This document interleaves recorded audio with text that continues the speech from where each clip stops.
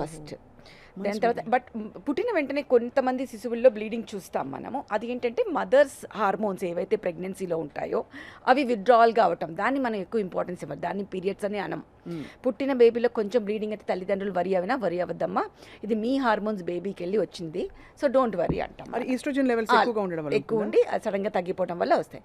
అది కాకుండా తర్వాత యాజ్ ద బేబీ గ్రోస్ మనం చేసే తప్పు ఏంటి అంటే, మనం శుద్ధమైన పాలు ఇస్తున్నాము అనుకుని మనకి ఎన్నిసార్లు ఫస్ట్ రీజన్ ఎన్నిసార్లు అడుగుతాను నేను, ఏంటమ్మా మీరు చేసే పనులన్నీ నాకు చెప్పండి అంటే, చాలా శుద్ధమైన పాలు ఇస్తున్నామండి, ఆ గేదె మా ఇంటి ముందుకు వచ్చి మా ముందు పితికిస్తాడండి అని.